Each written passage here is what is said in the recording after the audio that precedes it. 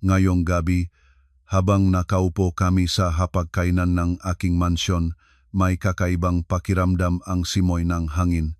Ang aking biyanang si Lola Natividad Reyes ay hindi kapani-paniwalang masaya. Patuloy siyang naglalagay ng pinakamainam na pagkain sa aking plato, maingat na nagtatanong tungkol sa aking trabaho, isang bagay na halos hindi niya ginagawa noon. Ang asawa ng bunsong kapatid ng aking asawa, si Marivic, ay abalang-abala rin, palaging nagbubuhos ng buko juice sa aking baso at nagkukuwento ng nga nakakatawang istorya. Tanging ang aking asawa na si Victor lamang ang mukhang medyo tense. Paminsan-minsan ay nagtatapon ng mapaginintay na sulyap sa kanyang ina. Akala ko na may espesyal na okasyon na nakalimutan ko, at tama pala ang kaking hula. Nang malapit nang matapos ang hapunan, si Lola Natividad ay nagkukunwaring umubo at may dignidad na ibinaba ang kanyang kutsara sa mesa. Nagliliwanag ang kanyang mukha sa pagmamalaki at kasiyahan. Ngayong makakasama tayo, gusto kong gumawa ng mahalagang anunsyo. Nanahimik ang lahat at tumingin sa kanya. Naging curious din ako. Hindi na ako bata, hindi ko alam kung gaano pa ako katagal dito sa mundo. Nagsimula siya sa pamilyar na pariralang mahilig gamitin ng mga matatanda. Kaya naman pinag-isipan ko ng mabuti ang lahat. Nagpasya akong gumawa ng testamento, ipamahagi ang aking maari-arian sa maanak para hindi na kayo magaway pangang makapatid at masira ang relasyon ninyo sa hinaharap. Nang marinig ito, halos hindi kapansin-pansin ang aking hiti. Hindi ako kailanman interesado sa kayamanan NG aking biyenan. Ang mansyon na ito sa isang eksklusibong subdivision sa Cavite ay binili ko gamit ang sarili kong pera bago pa man kami ikasal. Ang aking kumpanya, ang aking karera, lahat na ito ay itinayo ko gamit ang aking sariling lakas at talino. Mayroon akong sapat na kayamanan para matiyak ang maginhawang buhay ng aking asawa at mga anak nang hindi umaasa sa sinuman. Naisip ko lamang na ito ay isang matalinong hakbang mula sa kanya upang linawin ang mga bagay para sa hinaharap. Tumingin si Lola Natividad ng may pagmamahal sa kanyang bunso at sa asawa nito. Si Ronnie at si Marivic ay bata pa, hindi matatak ang kanilang trabaho, kaya nagpasya akong ilipat sa kanila ang lahat ng aking ari-arian, ang bahay sa probinsya sa Batangas at ang lahat ng aking ipon sa bangko. Huminto siya sandali, binibigyan ang lahat na pagkakataon na matunaw ang impormasyon. Ang aking hipak na si Marivic ay agad na pumasok sa papel ng isang huwarang manugang. Lumuha siya at hinawakan ang kamay ng kanyang biyanan. Ay, nanay, huwag naman kayo. Hindi namin ito matanggap, pera ninyo yan. Ipon ninyo para sa inyong katandaan. Nay, anak, ano ang sinasabi mo? Hinaplos ni Lola Natividad ang kanyang kamay. Hindi ko ito ibinibigay sa inyo ng walang dahilan. Pinag-isipan ko ang lahat. Binibigyan ko kayo ng panimulang puhunan para makapagsimula kayo, para may mapag-isipan kayo para sa hinaharap, para saan ko pa ang pera na iyon. Pagkatapos ay lumingon siya sa akin at kay Victor. Ngumingiti pa rin siya, ngunit sa kanyang mata ay naramdaman ko ang malamig na kalkulasyon. Ikaw naman, Vic at Ana, sabi niya sa tono na parang nagbibigay ng awa. Wala akong iwan sa inyo. Mayroon na kayong lahat, bahay na punong biyaya, malaking negosyo, wala kayong kulang. Alam ko, si Ana ay matalino at matagumpay. Hindi siya magbibilang sentimo o magagalit sa mga kapatid. Tama ba, anak? Tanong niya, direktang tumingin sa akin. Ito ay isang retorikong tanong, punong presyon. Ngumiti lang ako ng malambot at umiling. Ay nanay, huwag po kayong mag-alala. Alagaan ninyo si Ronnie at Marivic. Masaya na kami. Wala kaming kailangan. Nakita ang aking pagsunod. Si Lola Natividad ay naging masaya. Huminga siya ng malalim at nagsalita ng huling pangungusap, isang pangungusap na naging detonador ng tunay na bagyo. Kaya nga nagpasya ako. Mula ngayon, lilipat na ako dito para tumira ng permanente para si Ronnie at Marivic ay magkaroon ng sariling espasyo. Kayo, bilang man nakatatanda, ay may obligasyong alagaan ang inyong ina. Dito na ako mamamalagi at matatamis ang aking katandaan kasama ang mga anak hanggang sa aking huling araw. Bumaba ang nakamamatay na katahimikan sa silid. Natigilan ako, lahat ng ari-arian sa bunso, ang obligasyon ng pag-alaga naman sa panganay, isang perpekto at walang kahiyang marahas na kaayusan. Ngunit sanay na ako sa ganitong kawalang katarungan. 5 taon na akong nagtitiis nito. Huminga ako ng malalim, handa na namang tumahimik alang-alang sa kapayapaan ng pamilya. Ngunit biglang may lumabas sa aking bibig isang napakaikling pangungusap, napaka-inosenteng mukhang, ngunit naging isang sparks na itinapon sa isang bariles ng pulbura. "O naman nanay, magandang ideya iyan." Tumingin ako sa kanya, nagpapanggap na walang muwang. "Ngunit dahil ibinibigay na ninyo ang lahat ng ari-arian kina Ronnie at Marivic at nag-aalala kayo sa kanila, baka mas maginhawa pa para sa inyo na lumipat na agad sa kanila para nandun kayo sa ilalim ng kanilang pag-aalaga at magkakaroon sila ng pagkakataon na ipakita ang kanilang pagmamahal at pasasalamat sa inyo. Kung nandito kayo at sila ang yumaman, baka hindi na nila kayo mahanapan ng oras. Sayang naman." Hindi pa ako natapos nagsalita nang biglang nagelo ang atmosfera sa mesa. Nawala ang ngiti sa mukha ni Lola Natividad. Nagbago ang kulay ng mukha ni Marivic, ngunit pinakamarahas ang reaksyon ng aking asawa. Plus. Dalawang nakabubuling sampal ang tumama sa aking mukha, napakabilis at napalakas kaya hindi pa ako nakareaksyon. Umalingaw-ngaw ang aking ulo, nasusunog ang aking pisngi, natumba ako at halos mahulog sa upuan. "Kapal mukas," sumigaw si Victor. Pula ang kanyang mata, itinuro niya ang kanyang daliri sa aking mukha. "Paano mo kinakausap ang aking ina? Itinuturing mo ba ang iyong sarili na manugang sa bahay na ito? Isang salita lang ang sasabihin ng nanay ko, 10 sagot ang ibinibigay mo. Pumunta ka sa iyong kwarto at humingi ng tawad sa nanay ko. Ngayon na." Naupo ako, napatigil, hindi dahil sa sakit, kundi sa gulat.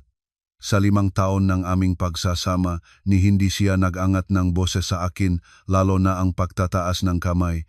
Ngunit ngayon, dahil sa isang pangungusap na humipo sa interes ng kanyang ina at kapatid, walang pag-alangan siyang tinaas ang kamay laban sa sariling asawa. Si Lola Natividad ay nakaupo na may mapagtagumpay na ngiti sa kanyang malabi.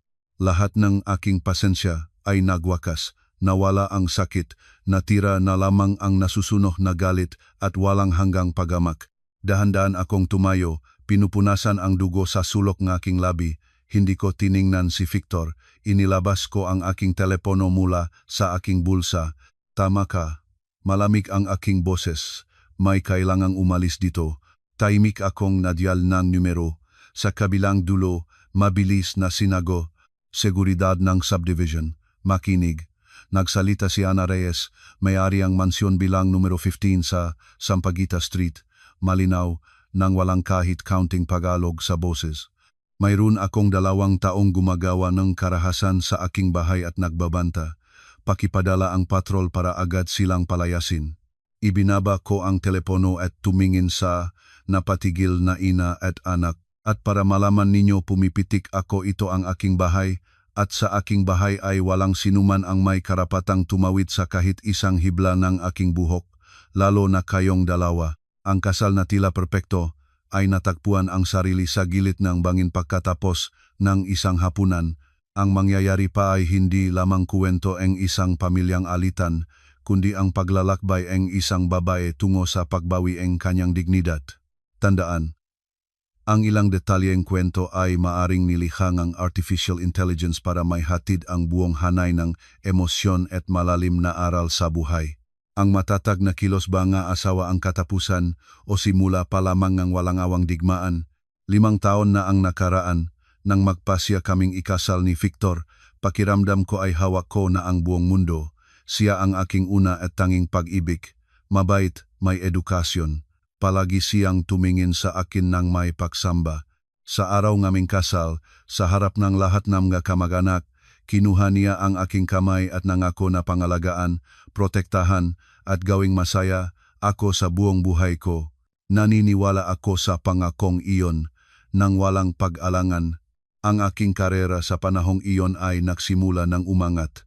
Ang network ng mga beauty salon na aking itinayo mula sa puso pagkatapos ng graduation mula sa pamantasan ng Santo Tomas ay nagdudulot na ng mga unang makabuluhang tagumpay at kahangahangang kita. Naipon ko ang sapat na kapital at dinagdagan ang bahagi ng mana mula sa aking mga magulang, kaya nagpasya akong bilhin ang mansyon na ito sa isang eksklusibong subdivision sa Cavite. Ito ang aking pangarap. Isang maluwag na tahanan na may hardin kung saan maari akong magtanim ng mabulaklak, isang tahimik na kanlungan pagkatapos ng matagal na araw sa trabaho. Binili ko ito ng buo gamit ang aking sariling pera isang buwan bago ang aming opisyal na rehistrasyon ng kasal.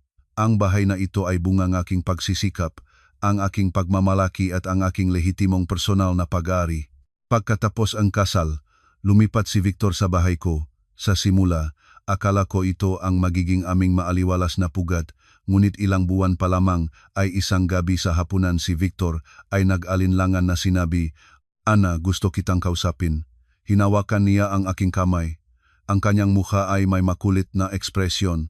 Ang nanay ko, hindi maganda ang kanyang kalusugan kamakailan. Namatay ng maaga ang tatay. Siya na lang ang mag-isa na nakpalaki sa amin ni Ronnie. Ngayon, ako, ang panganay na anak, ay nagtatayo ng sariling pamilya habang siya ay nag-isa sa matandang apartment sa Tondo. Nakakaramdam akong pakamanghiya. Habang naririnig ko siya, naramdaman ko ang awa. Ulila ako at higit sa sinuman ay naintindihan ko ang halaga ng pamilya. Palagi akong gumagalang kay Lola Natividad dahil mag-isa niyang pinalaki ang lalaking minamahal ko. Sige, punta tayo sa kanya sa weekend. Magdalang ang pagkain at gamot, nagmungkahi ako. Umiling si Victor at tumingin sa akin ng mapagmakaawa. Hindi, Ana, hindi tungkol doon. Inisip ko, baka dalhin natin siya dito sa atin. Malaki ang ating bahay, may kasama pa tayo sa bahay pagkasama ang nanay. Ikaw buong araw na sa trabaho, hindi ka mag-iisa ganun. Ang nanay ko ay mabait, mahal ka niya ng husto, kaya tiyak na walang problema sa pagitan ng biyenan at manugang. Paano mo ito makikita? Ang kanyang panukala ay mukhang lohikal at tama. Isang nagpapasalamat na anak na gustong alagaan ang ina anong dahilan ang maari kong iharap para tumanggi. Bukod pa rito, ang imahe ang isang masayang pamilya kung saan 3 henerasyon ay nagsasama ay palaging pangarap ko. Walang pak-alinlangang tumangho ako. Ngunit hindi doon nagtapos ang kuwento. Ilang linggo pagkatapos lumipat si Lola Natividad, muli si Victor ay lumapit sa akin na may parehong nagsisaysing hitsura. Mahal, kailangan ko ulit kayong abalahin.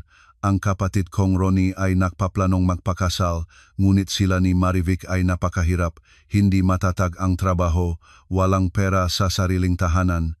Ang nanay ay nandito, ngunit ang lahat ng kanyang pag-iisip ay nandun sa kanya. Nag-alala siya, hindi makakain, hindi makatulog, baka bigyan natin silang pera para sa unang hulog. Nagmungkahi ulit ako. Hindi tungkol doon, umiling si Victor. Nagmungkahi ang nanay, baka sila ay tumira sa lumang apartment ng nanay sa Tondo, ngunit napakalit doon, at si Marivich, ang kanyang kasintahan ay buntis. Nag-aalala ang nanay para sa apo. Sinasabi niyang sa gayong kondisyon ay hindi magiging mabuti para sa bata. Nagmungkahi siya, baka payagan natin silang manirahan kasama natin. Sa ikatlong palapag ay 2 malalaking kwarto ang nakaimbak. Pamilya naman tayo. Magsasama tayong lahat bilang isang malaking pamilya. At kapag nanganak na si Marivich, ikaw, bilang may karanasan, ay makakatulong at makapagbibigayng payo. Mas maganda pa, sa pagkakataong ito, nag-alinlangan ako, tanggapin ang biyenan isa iyon, ngunit tanggapin ang buong pamilya, ibang usapin na iyon. Ngunit, nakikita ang mapagmakaawang mukha ni Victor, naririnig ang kanyang mga argumento tungkol sa ugnayan ng magkapatid, tungkol sa magiging pamangkin. Ang aking puso ay muli ay lumambot. Naisip ko na malaki naman ang bahay, ilang tao pa man ay hindi makakaapekto sa panahon. Magtitiis ako sandali, isasakripisyo ang aking kaginhawaan, basta si Victor ay masaya at may kapayapaan sa pamilya. At muli akong tumango. Iyon ang pinakamalaking pagkakamali sa aking buhay. Hindi ko naintindihan na ang aking kabutihan at sakripisyo ay hindi pinahahalagahan ng sinuman, tinatrato nila ito bilang buo. Hindi ko alam na sa pagbubukas ng pinto ng aking tahanan, pinapasok ko ang hindi mga kamag-anak, kundi mga asong gubat ang mataong dahan-dahang inumin ang aking dugo at ipapalagay ang aking bahay, ang bunga ng aking buong buhay na pagsisikap, bilang isang utang na dapat ko silang bayaran para sa kaligayahang makapag-asawa ng kanilang anak. Ang pundasyon ng kawalang katarungan ay itinayo ng aking sariling naive at mapagkakatiwala ang mga pagtango. Mula nang lumipat ang buong pamilya ng asawa, ang aking mansyon ay tumigil na maging tahimik na kanlungan.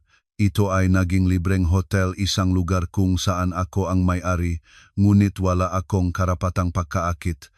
Isang lugar kung saan ako ay dapat maglingkod ng walang pagod sa mga bisitang kumikilos na parang sila ang sentro ng sansinukob. Ang aking buhay ay mabilis na nag-iba.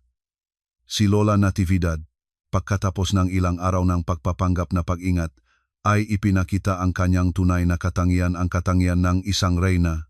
Hindi siya kumikilos sa bahay, maging pagluluto, pahuhugas ng pinggan o paglilinis. Lahat ng ito ay itinuturing niyang direktang obligasyon ko bilang isang manugang. Bumangon ako ng alas 5 umaga para magluto ng almusal para sa buong malaking pamilya. At bawat isa ay may sariling kagustuhan. Kay Lola Natividad mainit na sinigang na baboy, kay Victor Tapsilog, sa mga bagong kasal na sina Ronnie at Marivich luto pang bangus. Ikot-ikot ako sa kusina tulad ng isang katulong. Pagkatapos ng almusal, iniwan ng lahat ang marumihang pinggan at nagsipag-alis sa kani-kanilang lakat. Si Lola Natividad ay pumunta sa kanyang aerobics para sa matatanda o makipagsismisan sa bagong makaibigan sa subdivision. Si Ronnie at Marivic ay pumunta sa trabaho. Si Victor din. Naiwan na lamang ako at ang bundok na maruming pinggan. Sa simula, nagupa akong part-time na kasambahay, ngunit si Lola Natividad ay tumutol. May manugang na sa bahay. Bakit mag-aksayang ang pera sa mga tagalabas para matawa ang matao? Ang gawaing bahay ay trabahong babae. Nasa bahay ka naman, wala kang ginagawa. Magwalis ka na lang. Naasiwa ako. Ako ay pangkalahatang direktor ng isang network ng mga beauty salon na may halos 100 empleyado. Nagtatrabaho ako mula umaga hanggang huling oras ng gabi, ngunit sa kanyang paningin, ako ay isang tamad na nakaupo sa bahay. Sinubukan kong ipaliwanag ito kay Victor, ngunit itinakwil lang niya ito. Ay Ana, huwag mong pansinin ang nanay. Probinsyana siya, may sarili siyang pananaw. Isaalang-alang ito bilang ehersisyo para sa kalusugan. Sa huli, napilitan akong isuko ang serbisyo ng kasambahay. Bawat araw, pagkatapos ng trabaho, pagod na pagod, ako ay nagtatrabaho sa paglilinis ng aking hotel. Ngunit hindi doon nagtapos ang kahalagahang hiya. Nagsimula silang makita sa akin bilang walang ubos na lalagyan ng pera, lahat ng gastusin sa pamumuhay kuryente, tubig, gas, pagkain ako lamang ang nagbabayad. Ang sahod ni Victor, ayon sa kanya, ay kailangang itabi para sa malaking bagay. Ang sahod ni Ronnie at Marivich, ayon sa kanila, ay sapat lamang para sa gasolina at maliliit na gastusin. Ngunit pinakamasama sa lahat si Marivic. Mayroon siyang pathological na pagnanasa sa mga branded na gamit. Bawat 2 linggo, magsisimula siyang magreklamo, Ate Ana, may bagong bag si Louis Vuitton, napakaganda. Bilhin mo para sa akin, ikaw naman ang malaking boss. Sanay ka sa luho, anong halaga para sa iyo ang isang bag? Sa unang pagkakataon, magalang akong tumanggi. Sa ikalawang pagkakataon, hindi ko siya pinansin, ngunit sa ikatlong pagkakataon, hindi siya pumunta sa akin. Umiyak siya at nagrereklamo kay Lola Natividad. At sa hapunan, sinimulan ng biyenan ang kanyang awit. Ana, si Marivic ay buntis, may morning sickness ang kawawa. Gusto lang niyang may bagong bag para ipagyabang sa mga kaibigan para masaya. Makuripot ka ba? Ikaw ang matandang manugang. Kung masaya siya, iyon ay para din sa iyong pamangkin. Pagkatapos ay lumingon siya kay Victor. Vic, tingnan mo ang asawa mo, ayaw siyang magbigay ng bag para sa kapatid, anong kuya ka naman? Si Victor, gajay negedati, ay lumingon sa akin na may pakiusap. Sige na, mahal, bilhan mo na si Marific ng bag. Ituring mo ito na regalo para sa magiging pamangkin. Kung hindi ka bibigay, mababagabag ang nanay. Muli ay walang kapayapaan sa bahay. Sa huli, sumuko na naman ako. Ngipin-ngipin, gumastos akong ilang libong piso sa bag na iyon para lamang makabiling ang dalawang salita, kapayapaan sa pamilya. At kung saan nagsimula ang unang pagkakataon, sunod-sunod na ang ikalawa at ikatlo. Kasunod ng bag, ang sapatos, kosmetiko, bakasyon sa Palawan. Ang kanyang kasakiman ay walang hangganan at pinahintulutan ang kasakimang iyon ng aking asawa at biyenan. Ang bunso ni Victor, si Ronnie, ay hindi rin mas mahusay. Tamad at huwad, inakala niyang natural na ang matandang kapatid at manugang ay dapat sumasalo sa kanya. Pagbabayad ng pag-aaral ng kanyang anak, pag-aayos ng kotse, mga inuman kasama ang mga kaibigan para sa lahat ay tatawag siya sa akin. Sa bawat pagpapahayag kong hindi pagkasang-ayon, agad na makikialam si Lola Natividad para sa kanyang bunso. Si Ronnie ay bata pa, walang karanasan. Ikaw, bilang mas matanda, na may kakayahan ay tulungan mo siya ng kaunti. Anong mahalaga? Dapat tulungan ng makamag-ana ang isa't isa. Naramdaman ko na parang nasasapot ng gagamba ako. Habang mas lumalago ang aking paglaban, mas lalo itong humikpit sa akin. Marami na akong beses na sinubukang makipag-usap ng seryoso kay Victor, ipaliwanag na hindi ito maaring magpatuloy, na ang bawat pamilya ay dapat makaroon ng pinansyal na kalayaan. Ngunit sa bawat pagkakataon, nagbibigay siyang pangkalahatang mga sagot. Ang ugnayan ng kamag-ana ang pinakamahalagang bagay. Ana, ang pera ay maaring kumita pa. Huwag kang ganiyang maliit ang isip, bakit sisiraing puri ang relasyon sa pamilya. O ganito, dahil mas malaki ang iyong kinikita, ibahagi sa kamag-anak. Itatala iyan sa iyong karma, itatala sa karma.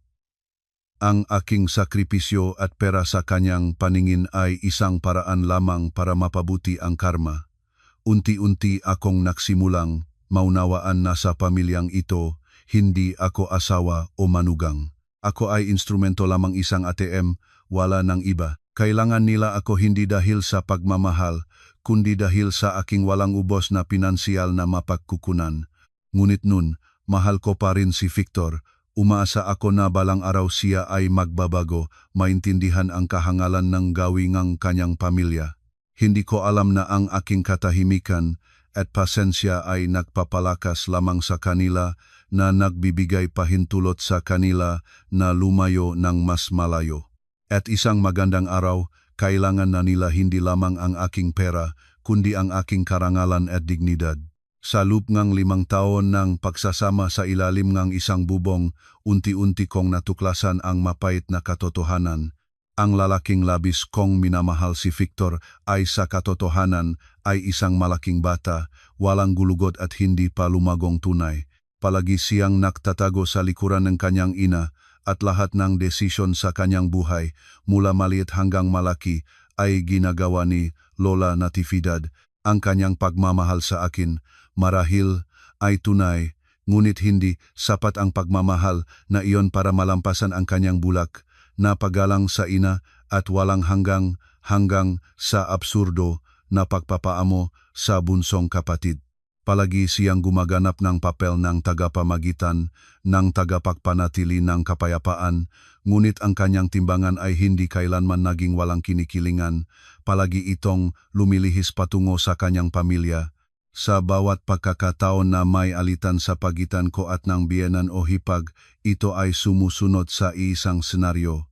Una, inaakay niya ako sa kwarto, isinasara ang pinto, yumayakap, hinahaplos ang aking buhok, nagbibigay ng malambing na salita.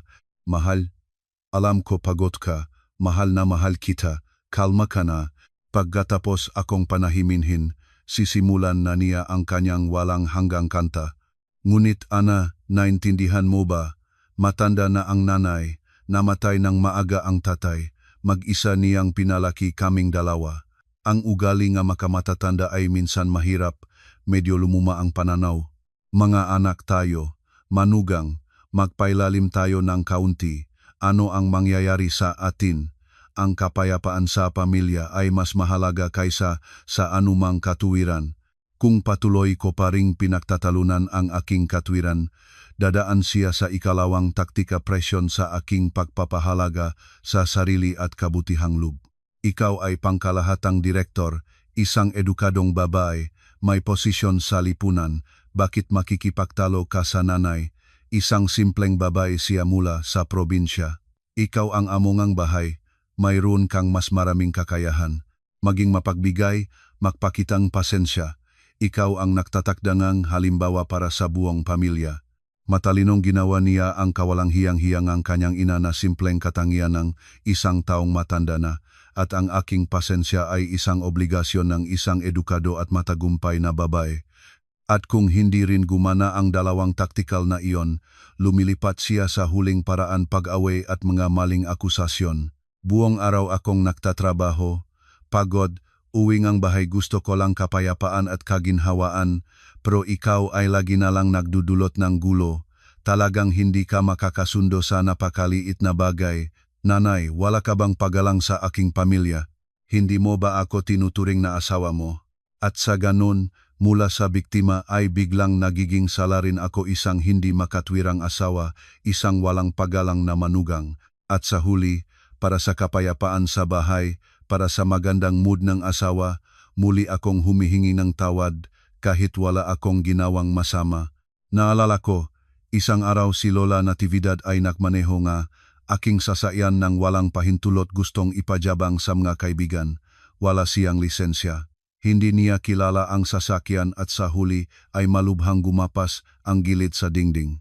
Nang bumalik ako at nakita ito, malambot ko lang sinabi, Nanay, sa susunod, kung kailangan ninyong pumunta kahit saan, tawagan na lang ang aking driver. Ang sasakyang ito ay hindi pamilyar, mapanganib ito.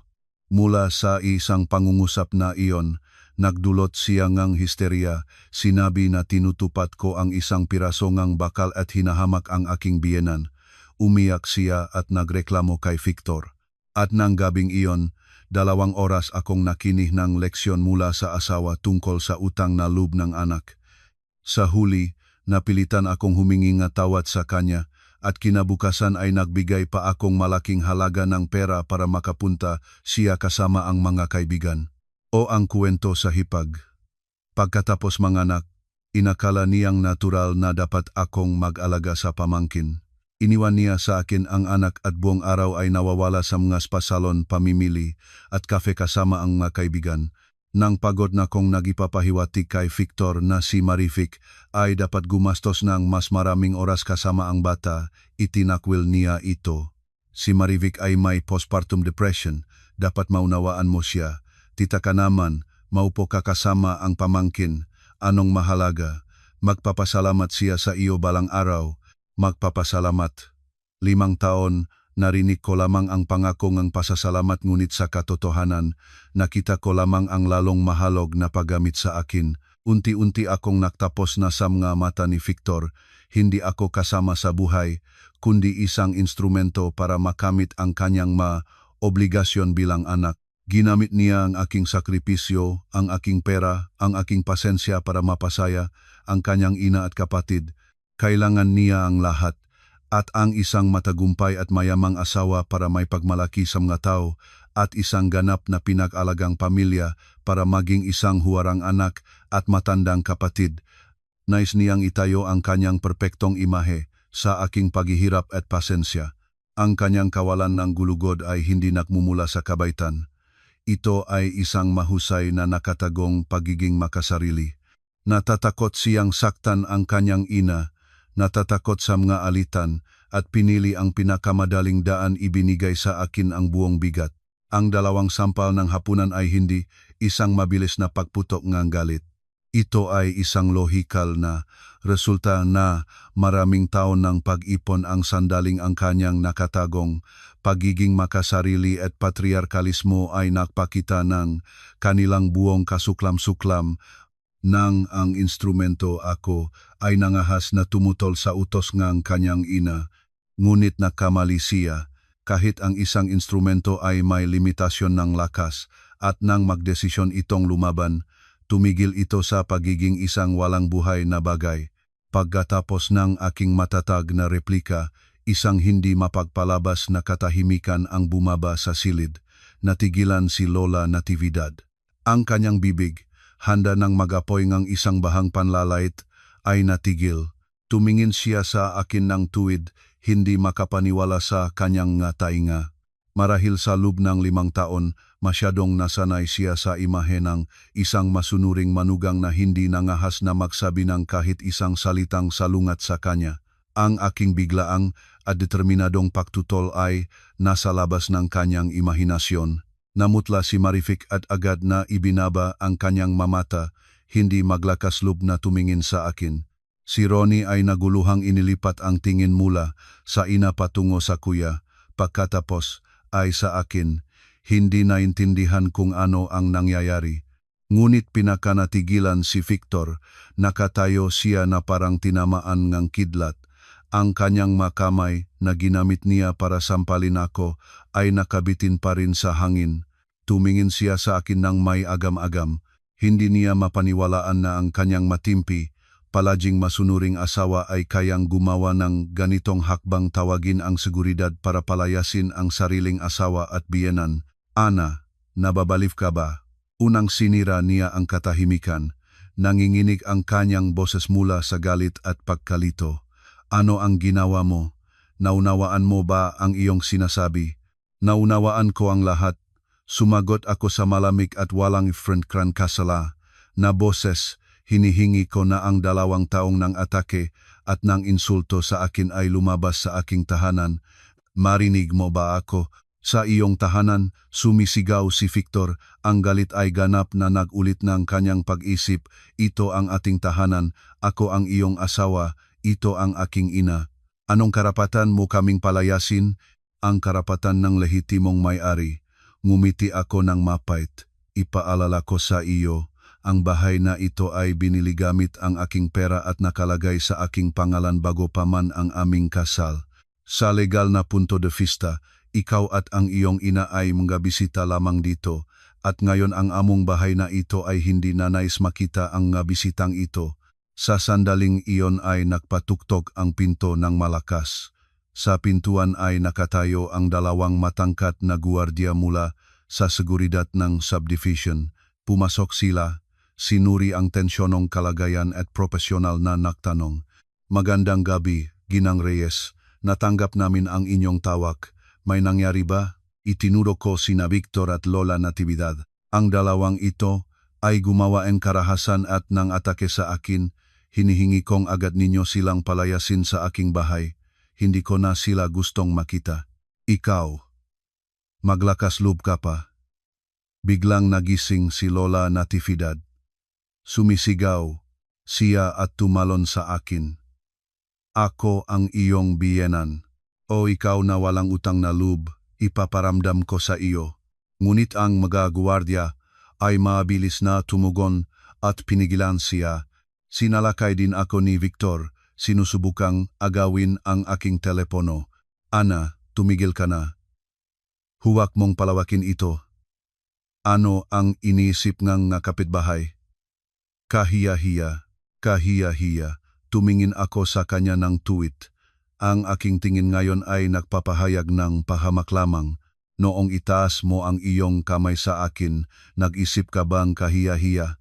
Noong ininsulto kang iyong ina, nag-isip ba kayong kahiya-hiya? Huli na ngayon. Lumingon ako sa magwardya. Pakiganap ang inyong trabaho. Kung hindi sila kusang loob na alis, maaari kayong gumamit ng puwersa.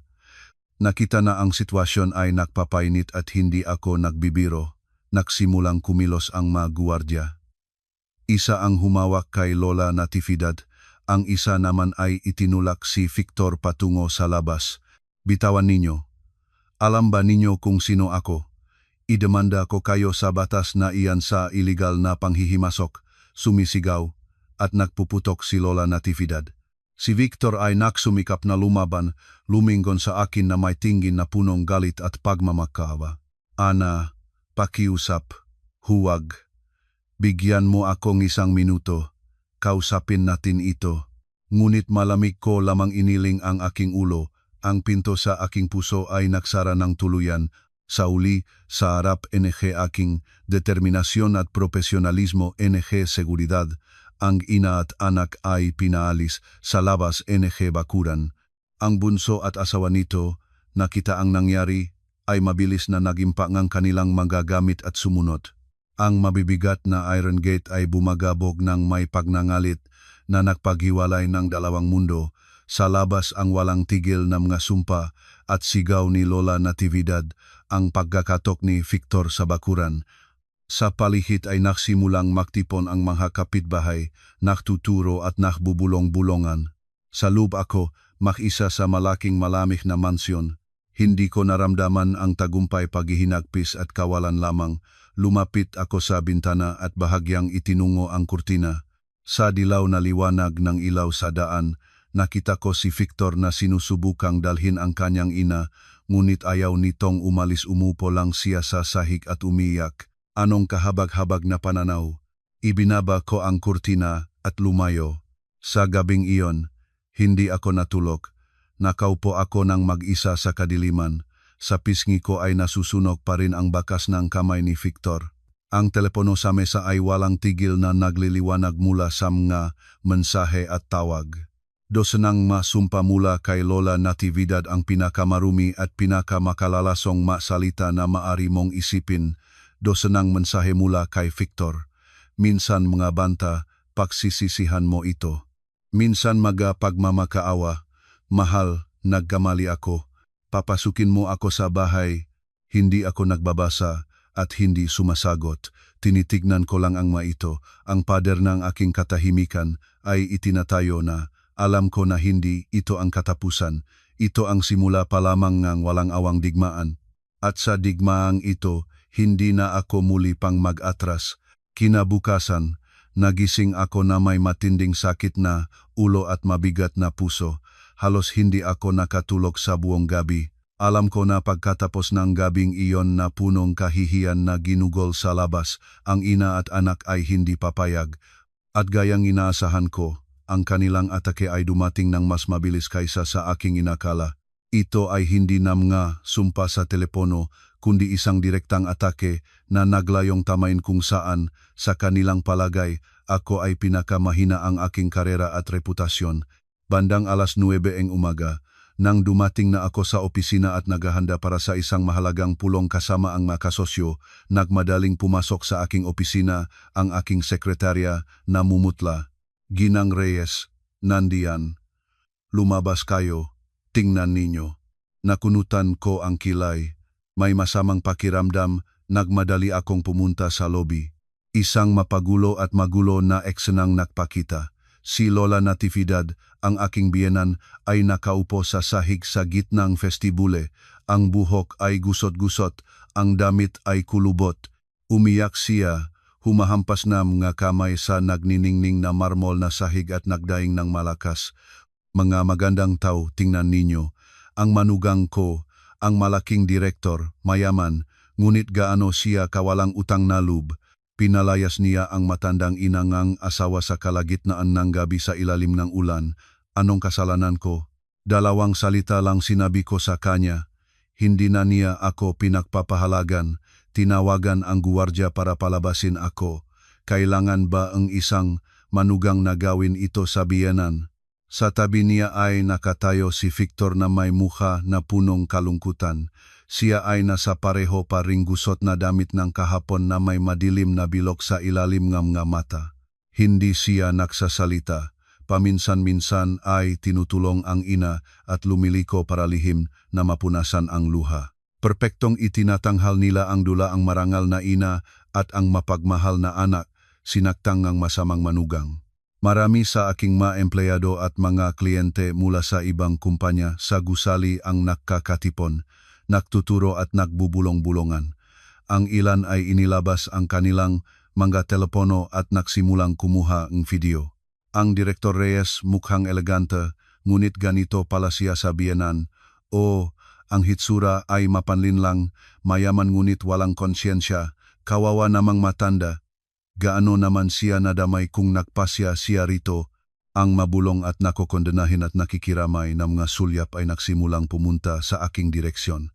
Naintindihan ko ang kanilang layunin. Gusto nilang sirain ang aking imahe, gamitin ang opinyong pampubliko para sirain ang aking reputasyon at wasakin ang karera. Nais nilang gawing ang biktima ay naging kriminal sa paningin ng mga tao. Ang galit ay kumukulo sa dibdib ko, ngunit huminga ako ng malalim at iniutos sa sarili kong manatiling kalmado. Kung magsisimula akong sigawan at makipagtalo sa kanila ngayon, lalamang pa ako sa sitwasyon at mahuhulog sa kanilang patibong. Nagpagod akong senyales sa pinunong seguridad ng gusali, humingi sa kanya na panatilihing mayos ang kaayusan, ngunit huwag hawakan ang ina at anak. Pagkatapos ay dahan-dahan akong lumapit sa karamihan. Ang aking pagpasok ay nagpatahimik sa lahat sa isang sandali. Nakita niya ako, si Lola Natividad ay sumigaw ng mas malakas. Naririto na siya, ang manugang at halimaw. Paano ka pa naglakas loob na harapin ako? Mayroon ka bang kahit kaunting pagkatao? Hindi ko siya pinansin. Tiningnan ko ang mataong nag-usyoso at nagsalita ng mababa, ngunit malinaw at may kapangyarihan upang marinig ng lahat. Mga ginu at ginang, ako si Ana Reyes, pangkalahatang direktor ng kumpanya sa ika-10 palapag. Labis akong humihingi ng paumanhin na ang aking masuliranin sa pamilya ay nagdulot ng abala sa inyong lahat.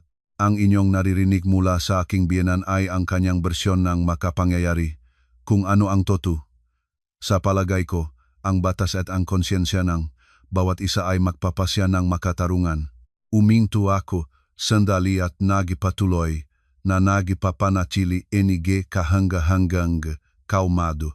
Gayunpaman, ito ay isang opisina, isang lugar para sa trabaho, at hindi ko maaring payagan na ang mga personal na bagay ay makaapekto sa profesional na kapaligiran. Seguridad malakas kong tinawag. Pakipalabas ang dalawang mamamayan mula sa lobby. Kung tatanggihan nilang makipagtulungan, tawagan ang pulisya dahil sa pagkakagulo sa pampublikong lugar. Sinabi ito, hindi ko na sila muli pinansin at pumunta sa elevator sa ilalim ng managuguluhang tingin ng karamihan. Sa aking likuran ay narinig ko ang nakpapatuloy na mga sigaw at mga sumpa ni Lola Natividad, ang desperadong mga sigaw ni Victor na tumatawag sa aking pangalan, ngunit hindi ako lumingon. Alam ko na ang aking ginawa ay itinuturing na marami na malupit at walang puso, ngunit wala na akong ibang pagpipilian. Ang digmaang ito ay hindi na isang bagay sa pamilya. Ito ay naging isang digmaan para sa karangalan. At upang maprotektahan ang aking karangalan, minsan kailangan mong maging mas matatag at walang awa kaysa sa iyong kalaban. Pagkatapos ng hindi matagumpay na pagtatangkang mag-ingay sa aking opisina, ang ina at anak tila naintindihan na ang direktang engkwentro sa akin ngayon ay hindi matalino. Pansamantalang tumahimik sila, tumigil ang mga tawag at mensahe na may banta, tumigil ang mga pampublikong histerya. Ang katahimikang ito ay nagbigay sa akin ng kaunting pahinga, ngunit naging alerto na ako. Alam ko na ito ay isang katahimikan bago ang bagong bagyo. Naghahanda sila ang bagong plano, isang atake mula sa hindi inaasahang panik. At ang atake ay dumating, ngunit hindi sa anyong away o panlalait, kundi sa damit ng isang tagapamagitan ng kapayapaan. At para sa papel na ito, walang mas naangkop kaysa kay Marivich, ang aking mapagkunwaring hipak. 2 araw pagkatapos ng insidente sa opisina, tumawag sa akin si Marivich. Ang kanyang boses sa kabilang dulo ay mukhang nakasala at nababahala. Ate Ana, si Marivich ito, abala ka ba? Maari ka bang makipagtulungan sa akin ng sandali? Kailangan kong sabihin sa iyo ang isang napakahalagang bagay. Pakiusap ko sa iyo. Ang kanyang maimplasweng tono ay nakpukaong aking pag-usisa, ngunit sapat na ako para maunawaan na ang libreng keso ay nasa mousetrap lamang, mayroong nakatago sa likuran nito. Gayunpaman, nagpasya akong makipakita. Gusto kong makita ang bagong laro na kanilang sinimulan. Nakasundo kaming makita sa isang tahimik na kape malapit sa aking opisina. Dumating si Marivic sa tamang oras. Nagmumukhang pagod siya, namamaga ang mga mata, parang maraming oras na iniyak. Simpleng damit ang suot niya, halos hindi kamukhang kanyang karaniwang branded na marangyang estilo. Nang makita niya ako, agad siyang tumayo at yumuko. "Kumusta, Ana? Paumanhin mo sa pag-abala ko." Hindi ako nagsalita, nang isang kilos lang ay inudukan ko siya na umupo. "Huwag mo akong abalahin sa paghihintay na iyong matanong." Marivic ay nagsimulang mag-sniffle, kinukuha ang mga tissue. "Ate Ana, alam ko hindi ka maniniwala sa akin ngayon, ngunit hindi talaga ako maalam kung ano ang gagawin ko. Napakatense ng kapaligiran sa amin sa bahay nitong mga nakaraang araw. Yung nanay. Alam ko mali siya. Alam kong masyadong marahas siya sa iyo. At si Vic din. Nagdaing siya kung gaano kahirap at masakit ang magiging sa pagitan ng dalawang apoy. Sinabi na palagi siyang nagpapasalamat sa akin, palagi niyang itinuturing akong tunay na kapatid. Ibinuhay niya ang imahe na sarili bilang isang inosenteng biktimang nasangkot sa alitan ng mga matatanda. Naparito ako ngayon. Itinangkilik niya ang maluha sa akin para humingi ng tawad sa ngalan ni Nanay at ni Vic. Alam ko, si Nanay ay masiglahin, ngunit hindi siya masamang tao sa puso. Mahal lang niya si Vic ng husto. Maari ka ba? Maari ka bang patawarin sila at tanggapin silang muli? Nang wala ka, malamig at walang buhay ang bahay. Lagi na lang tinatanong ng aming anak kung nasaan ang Tito Vic at si Lola. Ginamit niya pati ang kanyang anak bilang isang kasangkapan para pukawin ang habag. Perpektong pagganap ngang artista. Kung ako pa rin ang persona ko noong isang linggo, marahil ay naantik na ako, ngunit ngayon ako ay tumatawa lamang. Humigop akong kape at tahimik na sumagot, "Salamat sa pagmamalasakit." Ngunit ang aking relasyon kay Victor ay hindi na mapananatili. Nagpasya akong magiwalay. Nang marinig ang salitang magiwalay, ang mukha ni Marivic ay nabaluktot ngang gulat sa isang sandali, ngunit mabilis niya itong itinaas. "Ate, huwag kang magmadali. Kayo ay mag-asawa. Napakaraming taon kayong magkasama. Ang anumang problema ay maaring malutas. Si Vic, labis ka niyang mahal. Sa nakaraang ilang araw hindi siya kumakain, hindi natutulog, nakaupo lang siya sa baitang at tinatawag ang iyong pangalan." Nagpatuloy siya sa paghabing kanyang sentimental na kwento, ngunit wala na akong pasensya para marinig ito. "Kung para doon ka lamang na parito, sa palagay ko tapos na tayo, marami akong gagawin." Tumadyo ako para umalis. "Hinte, Ate Ana." Hinawakan ako ni Marivic sa kamay. "Mayroon pa akong gustong itanong." Lumingon siya sa paligid at binaba ang boses sa bulong. "Ikaw, plano mo bang ibenta ang mansyon?" Narito na, sa wakas ay lumabas ang tunay na layunin ng kanyang pagbisita. Umupo muli ako, nagtapalang ang aking braso sa dibdib at tumingin sa kanya ng tuwid. "Bakit mo itinatanong?" Tinatanong ko lang." Malinaw na nahiya si Marivic. Inisip ko, dahil maghihiwalay kayo, baka malungkot ka mag-isa sa ganong malaking bahay. Baka ibenta mo na ito at sa parang iyon, bumili ka ng mas maliit na tsondo para sa iyo at isiksik ang natira sa negosyo. Mayroon akong kakilalang ahenteng real estate, makakatulong siya na ibenta sa napakagandang presyo. Bukod pa rito nagpigil siya, at sa kanyang mamata ay may nakita akong hindi mapagsupil na masakim na kislap. "Kung may sagawa ang pagbebenta, hindi mo ba maaring ipautang sa amin ni Ronnie ang kaunting pera para sa pagpapaunlad ng negosyo? Sa huling pagkakataon habang buhay kaming magpapasalamat sa iyo." Tumingin ako sa kanya ng tahimik. Ang sulok lamang na aking mga labi ang kumiling sa malamig na ngisi. Ngayon ang lahat ay naging malinaw. Hindi lamang nila gusto ang pagbabalik ko at ang pagiging sunod-sunurang manugang na ATM, mayroon silang bagong plano. Kung hindi mapaktibay ang mansyon, kailangan mang makuha ang malaking halaga mula sa pagbebenta nito. At si Marivic na may papel na isang kahabag-habag na tagapamagitan ay isang phone na ipinadala para sa reconnaissance at para sa unang agbang sa laro. "Salamat sa payo," sabi ko sa pantay na boses. "Pag-isipan ko ito." Sinabi ito, tumayo ako at determinadong umalis. Iniwan si Marivic na nakaupo sa kape na may ekspresyon ng pag-asa at pagkalito sa kanyang mukha. Hindi pa niya naiintindihan kung ano ang ibig sabihin ng aking ngiti. Hindi niya alam na siya lamang ang humakbang sa isang bagong patibong, at sa pagkakataong ito, hindi na ako magiging pasibo. Pagkatapos ng pagkikita kay Marivic, medyo tiwala na ako na hindi nila iwan ang aking pag-ari. Nabigo ang palabas ng pagkakasundo. Naintindihan nila na ang mamatamis na salita ay hindi na mapipigilan ako. At gaya nga inaasahan ko, mabilis nilang ginamit ang kanilang huling baraha, ang pinakamaruming at pinakapalasak, ang pagpapanggap ng sakit. 2 araw pagkatapos, sa gabing huli, nang matapos ko lamang ang isang nakakapagod na araw ng trabaho, tumunog ang aking telepono. Ang numero ni Victor. Nibloko na siya, ngunit tila tumatawag siya mula sa iba. Nagalinlangan, sumagot ako. Sa kabilang dulo ng linya ay hindi ang boses ni Victor, kundi ang hysterikal na pag-iyak ni Marivic. Ate Ana, agahan kang pumunta sa ospital. Si nanay ay malapit ng mamatay. Anong nangyari? Tanong ko. Kahit wala akong ni isang gramong paniniwala sa kanya, isang malabong alalahanin ay lumukso pa rin sa aking kaluluwa. Si nanay ay nagkaroon ng atake sa puso, sinabing doktor, dahil sa malaking pagkabagabag at pag-aalala kina Vic at ikaw nitong nakaraang mga araw. Si Vic ay nag-admit na ngayon sa kanya. Ate Ana, pumunta ka ng mabilis. Sinabi ngang doktor na gusto ni nanay na makita ka.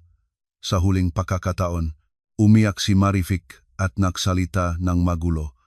Napakatrahedya, parang si Lola Natividad ay nasa wastong kamatayan na at gusto niyang makita ako para sa huling pagkakataon. Gaano katunton ang drama, ngunit alam ko kung hindi ako pumunta, magkakaroon silang dahilan para ikalat sa buong mundo na ako ay isang walang puso na manugang na hindi man lang pumunta sa isang nangangamatay na biyenan. Sinubukan nilang ikulong ako sa moral at awa. Sige, pupunta na ako, Mike Tingkong sumagot at ibinaba ang telepono. Siyempre, hindi ako pumunta ng mag-isa. Tinawagan ko ang aking abogado, maikling isinalaysay ang sitwasyon. Samahan mo ako at ihanda ang diktapon.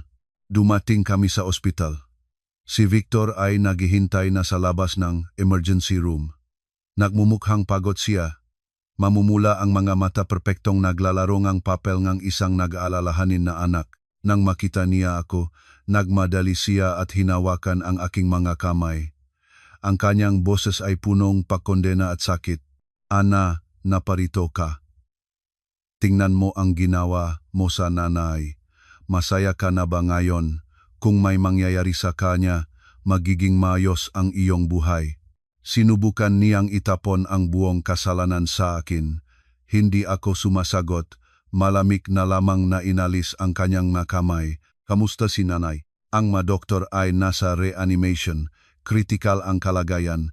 Muling nagsimulang tumangis siya. Nakaupo kami sa bangko sa hallway.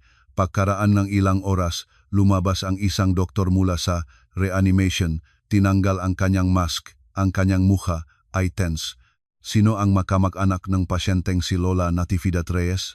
Kami, tumayo si Victor. Kamusta ang aking nanay? Ang pasyente ay pansamantalang nalabas sa kritikal na kalagayan, ngunit dahil sa matinding pagkabagabag at kasaysayan ng mga problema sa puso, ang kanyang kalagayan ay nananatiling napakahina. Ililikas namin siya sa intensive care ward para sa karagdagang pagmamasid. Kailangang handa ang pamilya para sa lahat, sinabi ng doktor at mabilis na umalis. Tumingin ako sa aking abogado, bahagya siyang tumango. Lahat ay sumusunod sa plano. Inilabas si Lola Natividad sa isang stretcher. Puti ang mukha, sarado ang mga mata, punong wires at IV drip. Nagmumukhang siya ay talagang isang totoong pasyente. Si Victor at Marivic, na may malakas na pagiyak, nagmadali sa likuran ng stretcher. Sumunod kami kasama ang abogado sa ilang distansya. Dinala kami sa isang hiwalay, medyo komportableng silid. Nang matapos ng nurse ang manipulasyon at ang silit ay natitira na kaming lahat, si Lola Natividad ay wala pa ring malay. Lumingon si Victor sa akin. Ang kanyang boses ay lumambot na lumipat sa mapagmakaawang tono. Ana, nakikita mo ang lahat. Nasa ganyang kalagayan si nanay dahil sa aming kaligayahan bilang mag-asawa. Nakikiusap ako sa iyo, bawin mo ang petisyon sa diborsyo, patawarin si nanay. Lumapit ka sa kanya, sabihin mo ang isang pangungusap lang. Sabihin mong hindi mo ako iwan, hindi mo iwan ang ating pamilya. Baka, kapag narinig niya ito, magkamalay siya. Nakikiusap ako sa iyo. Sinubukan niyang gamitin ang kalagayan ng kanyang ina para pilitin akong bumalik. Perpektong drama, ngunit nakamali sila. Hindi na ako ang dati ko si Ana, hindi ako sumagot. Maingat na lumapit sa basket ng mga prutas na dala ko. Sa basket ay maayos na nakalagay ang masariwang mansanas. Kinuha ko ang isa at dahan-dahang sinimulan itong balatan. Ang nanay ay nasa napakababa na kalagayan. Tiyak na hindi siya makakain ng kahit ano. Sabi ko, ang aking boses ay kakatwa ang katahimikan. Babalatan ko ang mansanas, itatabi ko dito. Kapag nagising siya, baka ang amoy ng mansanas ay kaunting ipagpalakas sa kanya. Inilagay ko ang plato na may maingat na hiwang mansanas sa tray malapit sa kama. Ang aking hakbang ay nagpagulo sa parehong si Victor at Marific. Hindi nila naiintindihan kung ano ang aking ginagawa. Hindi nila alam na sa isa sa mga mansanang iyon ay isang maliit na diktapon na maingat na nakatago. Sa palagay ko mas makabubuting umalis na ako. Sabi ko, ang aking presensya ay maaring magpagulo lamang kay nanay. Kung may mangyari, tawagan ang aking abogado. Sinabi ito, lumabas ako kasama ang abogado, iniwan ang pamilya na nagpapatuloy ng kanilang drama at hindi nila nalalaman na naging magapangunahing artista sila sa ibang drama kung saan ang bawat salita nila, ang bawat pakana ay malinaw na may tala na ngayon. Mga mahal na kaibigan, kapag ang kasakiman ay bumabalag sa paningin ng mga tao, handa silang gumawang kahit ano, pati na ang gamitin ang kalusugan ng mga mahal sa buhay. Ngunit maari bang manlinlang ang kasinungalingan ng walang hanggan? Ano ang magiging presyo kapag lumabas ang katotohanan? Bumalik ako sa bahay, ngunit nananatili ang aking maisip sa ospital. Hindi ako nag-alala sa kalusugan ni Lola Natividad. Tiwala ako na ito ay isang palabas. Nag-alala ako sa aking plano. Magiging ganoong kabobo ba sila para ibulgar ang kanilang sariling pakana? Iniwan ng aking abogado ang isang tao sa ospital para bantayan ang sitwasyon at sa tamang sandali ay kunin ang diktapon. Kailangan ko lang maghintay. Ang paghihintay ay tumagal ng isang araw. Sa buong panahong iyon, patuloy na tumatawag at nagmensahe si Victor. Minsan ay nagulat na lumalala ang kalagayan ng kanyang ina. Minsan ay nagbibintang sa akin ng kawalang puso. Minsan ay nakikiusap sa akin na pumunta at paalam sa kanyang ina. Hindi ako sumagot sa kahit isang mensahe, kahit isang tawag. Alam ko, habang mas nag-aalala siya, mas mabilis silang magkakamali. Sa wakas, kinabukasan pagkatapos ng tanghalian tumawag ang abogado. Ekaterina Serievna, sabi ko at tinanggal ang Ruso na panggalan, binalitan itong Filipino na bersyon. Hinang Reyes, mayroon na kaming resulta. Pumunta kayo kaagad sa aking opisina. Kumabog ang aking puso. Nagmadali ako sa opisina na abogado. Naghihintay na siya. Sa kanyang mukha ay sabay na nag-aalab at seryosong ekspresyon. Wala siyang sinabi kahit isang salita, ipinasok lamang ang flash drive sa computer at pinagana ang audio file. Isang katahimikan ang bumaba sa silid, niyurakan ng pamilyar at kasuklam-suklam ng mga boses mula sa speaker. Nagsimula ang talaan sa mahina na buntong hinigang si Lola Natividad. Ay, masakit ang ulo, sumasakit ang likod. Tunay na pahirap ang mahiga ng walang galaw. Nay, tiisin mo pa sandali, narinig ang boses ni Victor.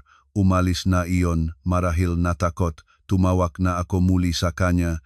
Tinutugon kong husto, malapit na siyang maparito. Kapag dumating siya, dapat kayong lahat ay kumikilos ng maayos, sinabi ni Lola Natividad. Ang kanyang boses ay hindi na mahina, kundi maangas at makapangyarihan. Lalo na ikaw, Marifik, umiyak ka, mag-iyak, gumugulong ka sa paanan niya. Sabihin mong ang nanay ay malapit ng mamatay at nang aasam lamang sa pagpapatawad ng manugang, kailangan niyang maramdaman ang pagkakasala, responsibilidad. Pagkatapos ay narinig ang nag-alalahanin na boses ni Marivich. Ngunit, nanay, ang pananatili rito sa ospital ay napakamahal. Saan namin kukuhanin ang pera? Ano kang nag-aalala? Sumigaw si Lola Natividad. Gastusin ang isa. Pagkatapos, ay kukuhain natin sa kanya ang 10 beses na higit. Maging payapa ka. Pinag-isipan ko ang lahat. Sa pagkataong ito, hindi lang siya babalik, kundi magbibigay pa ngang malaking halaga bilang kabayaran sa moral na pinsala. Sasabihin ko na nagkaroon akong nervous breakdown, kailangan kong pumunta sa ibang bansa para magpagamot. Kukuhanin natin sa kanya ng kahit 10 hanggang 15 milyong piso, 10 hanggang 15 milyong piso. Humina ang aking manatuhod. Ang kanilang kasakiman ay talagang walang hangganan. Hindi lamang nila gusto na bumalik ako at maging isang sunod-sunurang manugang, isang ATM.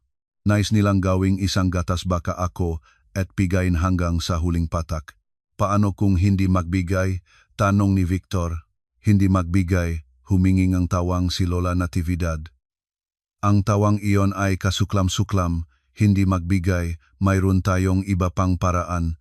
Magsasampa tayo ngang kasolaban sa kanya para sa tiyankuk na pagtrato sa biyenan, pagdadala sa kanya ngang ospital, pakikipag-ugnayan sa mga mamahayag, maglalagablab ngang iskandalo sa social media.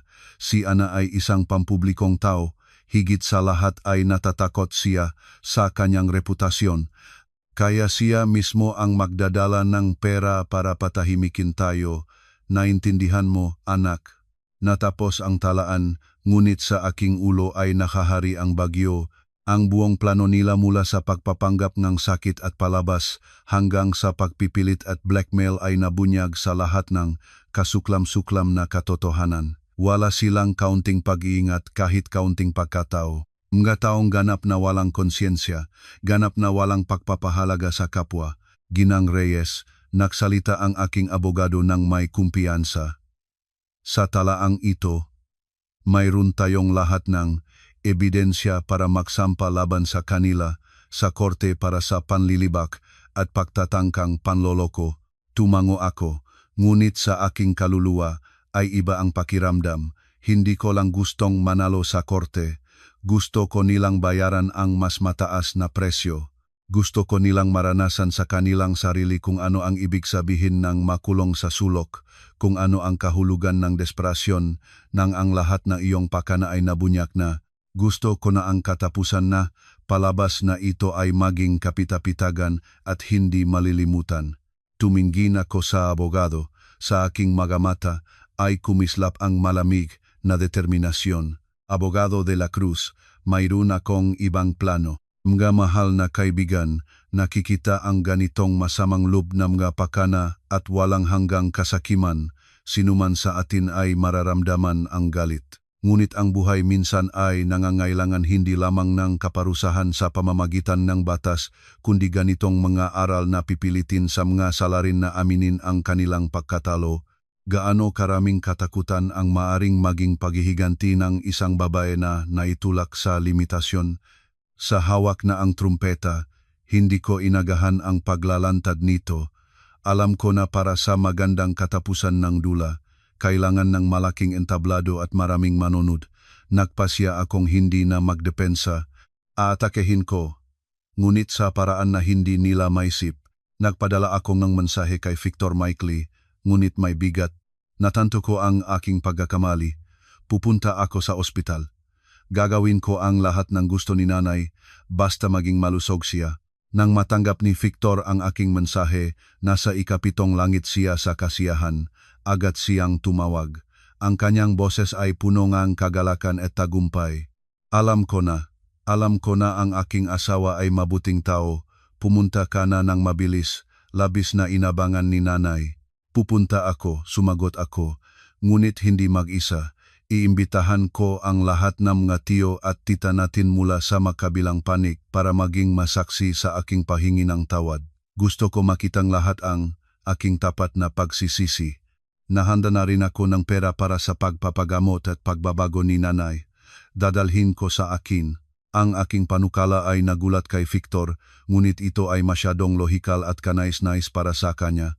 Kung mayroong masaksi ng mga kamag-anak, hindi na ako makakaatras. Kung magdadala ako ng pera, ang kanilang layunin ay mabilis na makakamit. Wala siyang kahit kaunting duda, agad siyang sumang-ayon. O napakamaingat mo, napakaganda, imbitahan mo ang lahat.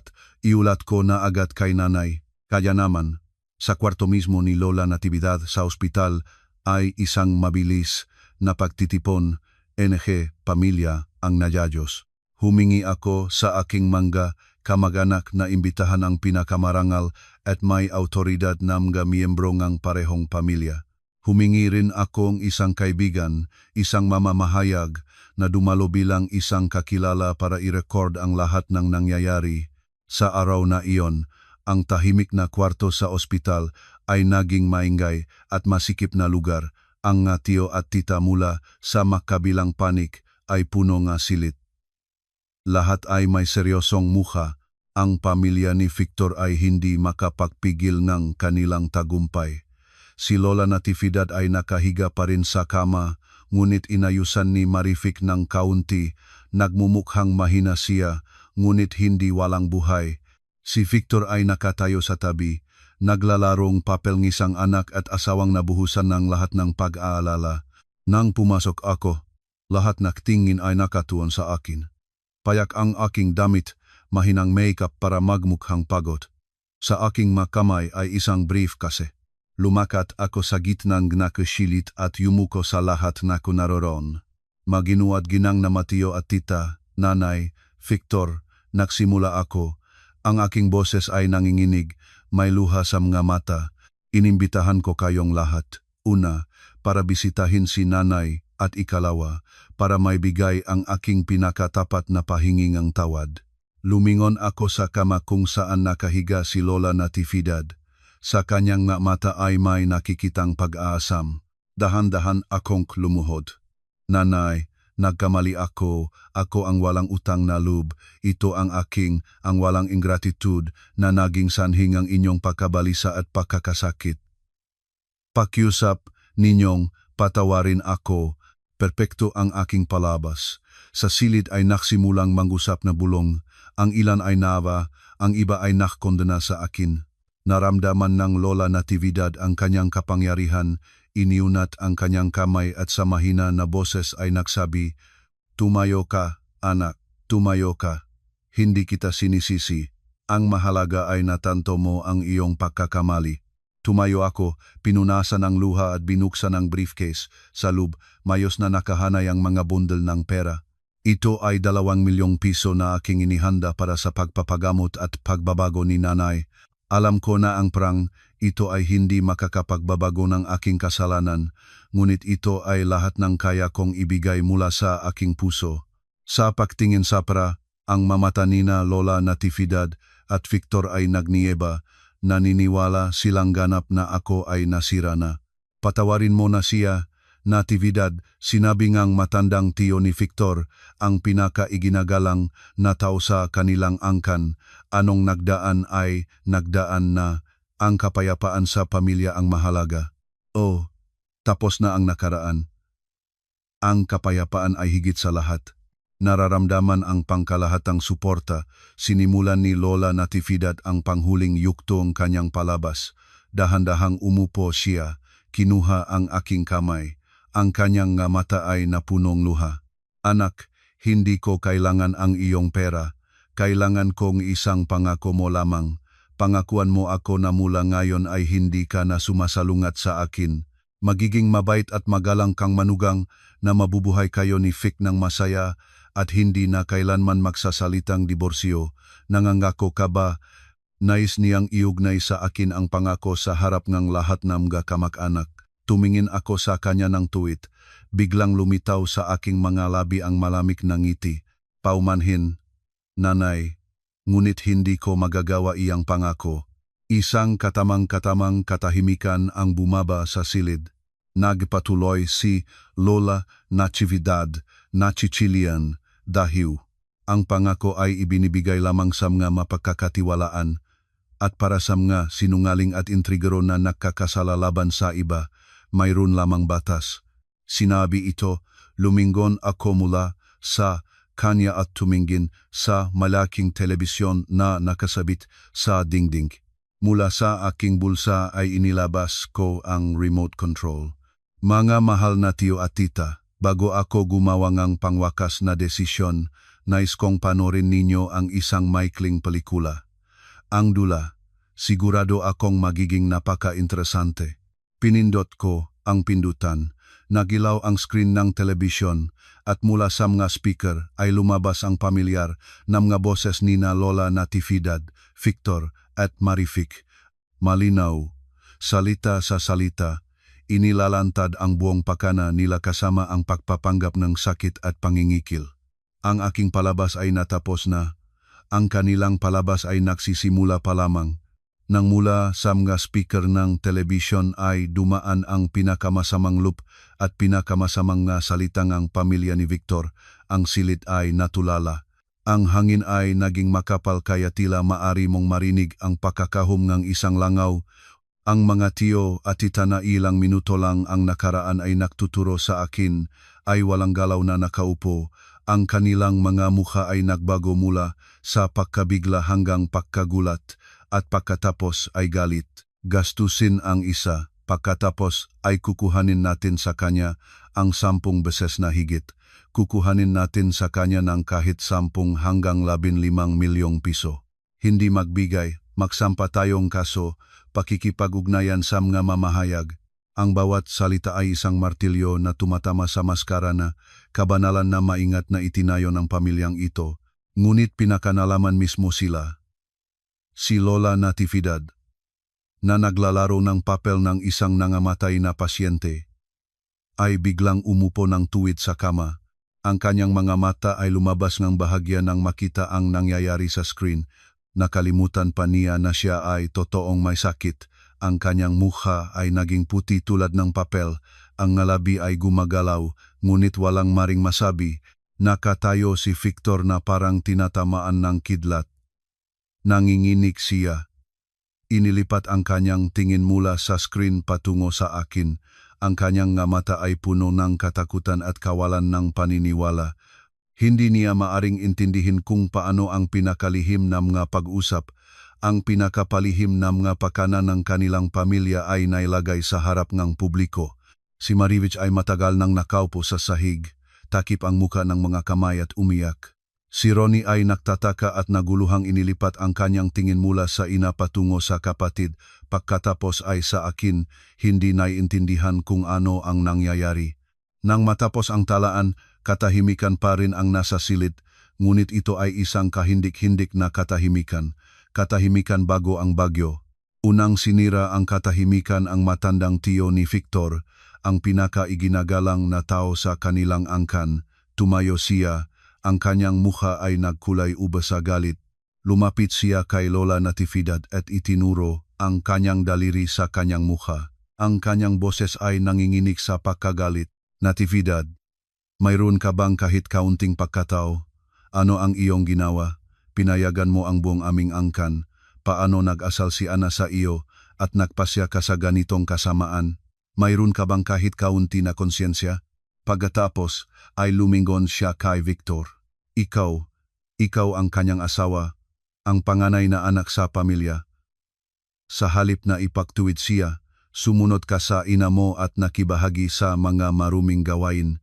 Ikaw, lalaki, pagkatapos ng buhawi ng mga pakondena sa harap ng lahat ng mga kamag-anak, tila nawalan ng bait si Lola Natividad. Hindi na siya umiyak at nagpapanggap. Tumalon siya sa kama at sumigaw ng isang sugatan na hayop na tumalon sa akin. Ikaw ang nagawa niyon, ikaw ang nagayos ng bitag para sa akin, papatayin kita, ikaw. Ngunit hindi pa siya nakaabot sa akin, ang aking abogado at ilang batang kamag-anak mula sa aking panig ay humawak sa kanya. Sa sandaling iyon ay nagising si Victor, hindi siya tumalon sa akin. Lumuhod siya at gumugulong sa paanan ng matandang tiyo, umiyak at nakikiusap. Tiyo, sagipin ninyo kami. Nagkamali ako, tanga ako, humingi kayo kay Ana para patawarin kami sa pagkakataong ito. Ayaw kong diborsyo. Sa harap ko ay nagaganap ang isang magulol, kahiya-hiya at nakakahiyang eksena. Ang mataong kaalit lang ay nagtagumpay, ngayon ay nagwawala ng histerya o gumugulong sa paanan ng iba.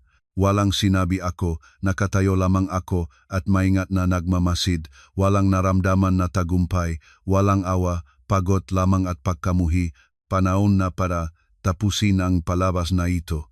Nagpagod akong senyoles sa aking abogado. Humagbang si Abogado de la Cruz at malakas na nagsalita. Mga kagalang-galang na kababayan, pahintulutan ninyo akong magsalita ng ilang sandali. Sa mga ibinigay na ebidensya, ang aking kliyente na si Ginang Ana Reyes ay may lahat ng batayan para magsampa sa korte laban kina Ginang Natividad Reyes at Ginang Ronaldo Reyes sa ilalim ng mga probisyon ng panlalait, panginsulto sa karangalan at dignidad, pati na ang pagtatangkang panloloko. Gayunpaman, bilang paggalang sa mga natitirang pagmamahal sa pamilya, nagpasya si Ginang Reyes na hindi dalhin ang usapin sa korte.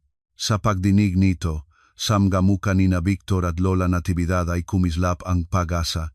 Sa isang kondisyon lamang, nagpatuloy ang abogado, ang kanyang boses ay naging mas matigas.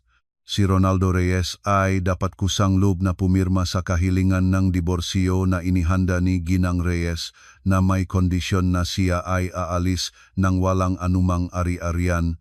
Gayun din, ang buong pamilya niya ay kailangang lumisan sa mansyon bilang numero 15 sa loob ng 24 na oras at hindi na kailanman abalahin pa si Ginang Reyes.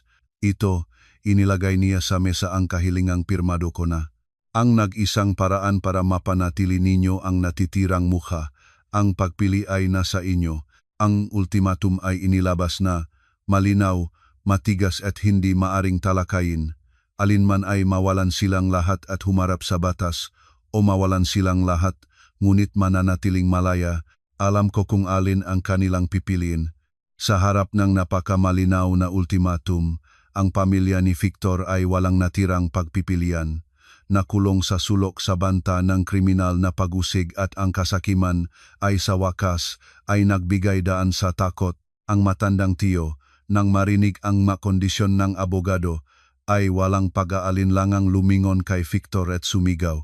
Anong umupo ka pa? Pumirma ka na. Gusto mo bang mapreso ang buong pamilya? Mabilis, dali-dali, sa ilalim ng presyon ng mga kamag-anak, sa ilalim na kokondena at galit na tingin, si Victor ay may nanginginig na kamay ay kinuha ang panulat. Hindi niya naglakas lobong tumingin sa akin, ibinaba lamang ang kanyang ulo at pirma sa kahilingan ng diborsyo.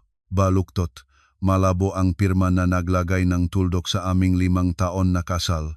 Si Lola Natividad, pagkatapos ng histerya ay nakaupo na ngayon sa sahig at walang ingay na umiyak.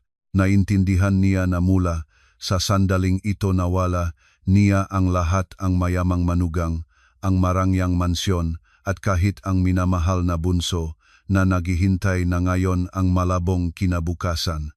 Nang gabing iyon sa aking mansyon ay naganap ang isang nagmamadaling paglilipat sa ilalim ng pangangasiwa ng aking abogado at ilang aking mga kamag-anak. Ang pamilya ni Victor ay nag-iimpak ng kanilang mga gamit sa katahimikan at kahiya-hiya. Ang branded na damit, ang mamahaling mabag na binili gamit ang aking pera, hindi ko pinahintulutang ibalik, pahintulot ko silang dalhin ang lahat ng ito kasama nila bilang huling ambag. Nang nakalagay na ang kanilang magagamit sa lumang sasakyan at handa na silang umalis, si Victor ay lumapit sa akin sa huling pagkakataon. Nakatayo siya sa harap ko na may ekspresyon ng huli at napabaya ang pagsisisi. Ana, tunay akong humihingi ng tawad. Maari ba akong magtanong sa iyong isang bagay? Ano? Tanong ko ng walang emosyon. Paano? Paano mo nalaman ang lahat? Sino? Sino ang tumulong sa iyo? Hindi pa rin niya mapaniwalaan na ang kanyang matimpi, palaging masunuring asawa ay kayang gumawa ng ganito. Tumingin ako sa kanya at sa unang pagkakataon sa maraming araw, ngumiti ako. Isang ngiting punong kaginhawaan at katahimikan. Walang tumulong sa akin, tinulungan kita at ang iyong ina. Ang inyong walang botomong kasakiman ay nag-alis ng maskara ninyo sa inyong nga sarili. At tandaan mo ang isang bagay, Vic, hindi kailanman mo dapat malitin ang isang babae, lalo na kung tinapaktapakan mo ang kanyang dignidad. Sinabi ito, lumingon ako, pumasok sa bahay at may ingay na isinara ang pinto. Iniwan siya ng mag-isa kasama ang sagot na malamang ay hindi niya maunawaan hanggang sa huling araw niya sa mundo. Ang digmaan ay natapos na, ngunit alam ko na matagal pang maririnig ang alingaw-ngaw nito. Pagkatapos na lumisan ang pamilya ni Victor, ang malaking mansyon ay naging hindi pangkaraniwang tahimik. Sa simula, ang katahimikang ito ay nagdulot ng pakiramdam ng kawalan. Sa loob ng 5 taon, nasanay ako sa kanilang ingay, sa kanilang nga boses, tawa, pagtatalo. Ngunit sa lalong madaling panahon, ang pakiramdam ng kawalan ay pinalitan ng kaginhawaan kapayapaan na hindi ko naramdaman sa matagal na panahon. Hindi na ako kailangang gumising ng maaga para maglutong almusal para sa malaking pamilya. Hindi na kailangan akong makinig sa mga mapaniyak at utos ng biyenan. Hindi na kailangan akong makita ang mapahamong, mapahingi na mukha ngang hipag. At higit sa lahat, hindi na kailangan akong makita ang aking dalawang mukha at walang gulugod na asawa. Malaya na ako, malaya sa ganap na kahulugan ng salita. Ang unang ginawa ko nagupamuli akong cleaning company mula sa kanilang serbisyo ay napilitang tumanggi sa akin. Humingi ako sa kanila na gumawa ng pangkalahatang paglilinis ng buong bahay mula sa basement hanggang sa itaas. Nais kong burahin ang lahat ng gabakas, ang lahat ng negatibong enerhiya na iniwan ng pamilyang ito. Itinatapon ko ang lahat ng gagamit na ginamit nila, pinalitan ang lahat ng bedding at kurtina. Gusto ko muli itong gawin itong aking sarili malinis at maliwanag na espasyo. Pagkatapos ay nakuha akong 1 linggong bakasyon. Pina-off ang aking telepono, hindi nakcheck ng email, nakalimot sa trabaho, natulog ako ng malalim na walang panaginip. Nag-alis ako sa palengke, nagluto nga aking mapaboritong pagkain, mahabang oras na nahiga sa bathtub, nagbasa ng malibro, nakinig ng musika muli akong natuto na mahalin at alagaan ang aking sarili, isang bagay na nakalimutan ko sa loob ng 5 matagal na taon. Ngunit alam ko na hindi ko maaring manatili ng walang hanggang sa katahimikang ito, mayroon akong kumpanya, karera. Sa araw ng aking pagbabalik sa opisina, tinanggap ako ng lahat ng empleyado sa palakpakan at nagtatakang matingin. Ang aking kwento ay kumalat sa lahat ng dako. Hindi na nila ako nakita bilang isang mahigpit at hindi malapit na boss. Nakita nila ang isang matibay na babaeng may determinasyon, isang halimbawa ang tibay. Tinipon ko ang pangkalahatang pulong. Wala akong nagsalita tungkol sa aking personal na buhay. Ibinunyag ko ang mabagong plano at diskarte sa pagpapaunlad ng network ng mga beauty salon. Nais kong makitang lahat, si Ana Reyes ay bumalik at naging mas malakas pa. Ang aking enerhiya at determinasyon ay nagbigayng bagong buhay sa kumpanya. Gayunpaman, isang problema ang naghihintay sa akin, ang pinsala na ginawa ni Victor. Bago siya umalis, bilang komersyal na direktor, nagpirma siyang ilang kontratong hindi kapaki-pakinabang para sa kumpanya. Pinili niya ang mga supplier mula sa makakilala ng kanyang pamilya, bumibili ng mababang kalidad ng mga produkto sa napalaking presyo. Kailangan kong maraming oras at pera para kanselahin ang mga kontratong ito at hanapin ang mga bagong mapagkakatiwalaang kasosyo. Ito ay isa pang mapait na aral tungkol sa hindi paghahalo ng personal na relasyon at trabaho.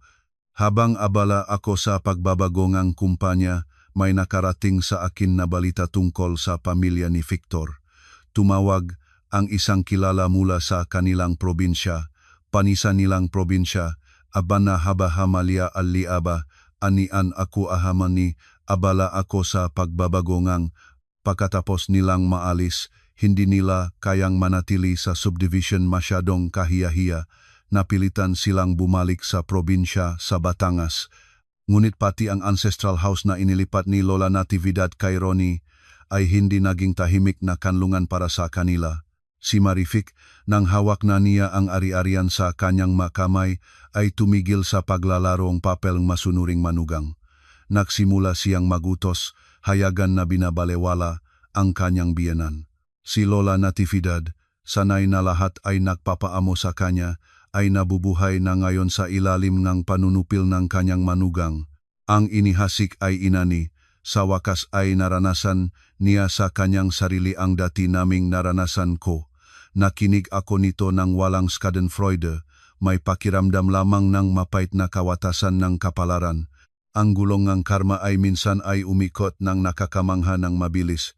Ngunit ito ay ang kanilang kwento, ayoko nang mag-isip pa doon. Ang aking buhay ay nandito, sa aking maplano at malawak na bukas na kinabukasan. Lumipas ang oras. 6 na buwang lumipas mula ng araw na iyon nang lumabas ako mula sa hukuman na may hawak na sertipiko ng diborsyo na karamdaman na magaan tulad ng ulap. 6 na buwan hindi isang masyadong mahabang panahon, ngunit para sa akin, ito ay sapat para ilubong ang nakaraang puno ngabo at palakasin ang bagong usbong isang bago, mas maliwanag na buhay. Ang aking buhay ay pumasok sa isang landas na hindi ko noon nangangarap, isang landas ng katahimikan, masaganang trabaho at kahulugan. Hindi na ako ang anak na nakakilala lamang sa 4 na pader ng kanyang bahay, na ang kagalakan at kalungkutan ay nakasalalay sa isang lalaki. Ngayon ako si Ana Reyes, isang malaya at nagsasariling babae na nakakahanap ng kagalakan sa kanyang karera at sa mga halagang aking nililikha. Ang aking kumpanyang kosmetiko, pagkatapos ng shock na nagngangalang Victor, ay hindi lamang bumaksak kundi nakakuhang ikalawang hininga. Nagpasya akong ganap itong baguhin. Lumayo ako sa paggawa ng mass products at natuan sa lakas ng likas na yaman ng ating bansa. Ilang buwan ang ginugol ko sa pagbiyahe sa buong Pilipinas, sa Palawan, sa Cordillera, sa mga probinsya ng Bicol, nakikipagtrabaho sa mga lokal na komunidad para mahanap ang mga pinakabihirang halaman, ang malihim na resipi ang kagandahan ng ating malola. Kaya naman ipinanganak ang bagong linya, ang pag-alagang balat na pinangalan ng kayamanan ng inang bayan. Hindi ito simpleng produkto, ito ay isang buong kuwento. Kaluluwa na ibinuhos sa bawat garapon na kolekta mula sa puso ang ating kalikasan. Ang kayamanan ng inang bayan ay nagdulot ng tunay na kaguluhan. Inibig na mga kliyente ang linya na ito hindi lamang para sa kahanga-hanggang epekto at pagiging natural, kundi para sa kwento sa likuran nito, isang kwento na pag-unlad, paggalang sa mga tradisyon. Masayang tinanggap ang produkto hindi lamang sa Pilipinas. Lumaganap ang kanyang katanyagan sa ibang bansa. Dumating ang maunang export order mula sa Singapore, South Korea at Japan. Pinatunayan ko sa buong mundo at higit sa lahat sa aking sarili na nang wala si Victor, hindi lamang hindi ako nabali, kundi nagtagumpay pa na itaas ang aking karera sa bagong antas. Ngunit ang tagumpay sa negosyo ay hindi ang tanging nagpapasaya sa akin. Natuklasan ko na ang halaga ng isang tao ay hindi sinusukat ng mga numero sa mga ulat sa pananalapi. Hindi na ako boss na nakaupo sa opisina at nag-aral ng mga graph ng kita. Nais kong gamitin ang aking kwento, ang aking mapagkakamali para sindihan ang apoy sa iba. Nagsimula akong regular na magsagawang libreng seminar, masterclass sa pagbubukas ng sariling negosyo na nagbibigay inspirasyon sa mga batang babay, mga kababayhang nangangarap, ngunit natatakot na gumawa ng unang hakbang. Nais ko nilang makita na ang isang babay ay maaring maging malaya, nagsasarili, matatag na nakatayo sa kanyang mapaa at tagumpay na makamit-gamit ang kanyang talento at talino. Sa bawat pagkakataon na makakita akong naliliwanag ng mga mata ng batang babae sa mga seminar na ito, nararamdaman ko na ang aking buhay ay tunay na punong kahulugan. Isang malamig na hapon ng taglagas, habang naghahanda na akong umalis mula sa opisina, pumasok ang aking sekretarya. Ginang Reyes, may bisita kayo. Ngunit wala siyang appointment. Sino? Tanong ko, nagpapatuloy sa pagtitipon ng mga dokumento. Sinabi niyang kilala ninyo niya mula noon. si Marivic. Ang pangalan ay nagpahinto sa akin, ang aking dating hipag. 6 na buwan na akong walang narinig mula sa kanya. Bakit siya na parito? Nagulat ako, ngunit tumango pa rin. Papasukin mo siya. Sa opisina ay pumasok ang isang payat na babae na may simpleng damit. Ang kanyang mukha ay mukhang pamilyar, ngunit kailangan kong ilang segundo para iugnay ang pagod na imahe na ito sa dating mapaghamong hipag. Ito ay tunay na si Marivic, ngunit ang Marivic ngayon ay lubhang kakaiba sa dati. Labis siyang pumayat at namutla. Ang maayos na balat ay naging kulay abo mula sa kakulangan ng tulog at pagod. Ang mamata, dating mapaglaruan at palalo, ay lubok na ngayon. Madilim na bilog ang nasa ilalim nito. Wala na ang kahit anong bakas ng dating karangyaan. Ate Ana, nagsalita siya. Ang kanyang boses ay hindi ang dating malakas at mapagkunwari, kundi nanginginig at nakikiusap. Naparito ka ba para sa isang bagay? Tanong ko. Ang aking tono ay hindi malamig, hindi rin magili, simpleng distansya lamang. Itinuro ko sa kanya ang isang upuan, ngunit hindi naglakas loob si Marivic na umupo. Nanatili siyang nakatayo sa harap ng aking mesa, pipit-pipit sa gilid ng kanyang damit na mga payat na mga kamay, ibinababa ang ulo. Naparito ako para humingi sa iyong isang bagay. Nagpigil siya, nagsasalita. Alam ko, wala akong karapatang, hindi ako karapat-dapat. Ngunit, wala na akong ibang paraan. Pagkatapos nito, umiyak siya. Ikinuwento niya ang kanyang buhay pagkatapos ng aming diborsyo. Isang buhay na kahit sa akin ay nagdulot ng simpatiya. Ang kanyang asawa na si Ronnie ay hindi nagbago. Nang mawalan ng ATM sa aking mukha, ang kanyang katamaran at pagiging huwad ay naging buong halata.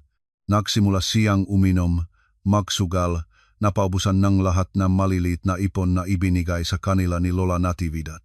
Higit pa rito, ipinangako niya ang dokumento sa Ancestral House, ang huli nilang ari-arian. Si Lola Natividad, nang mawala ang lahat, seryosong nakasakit.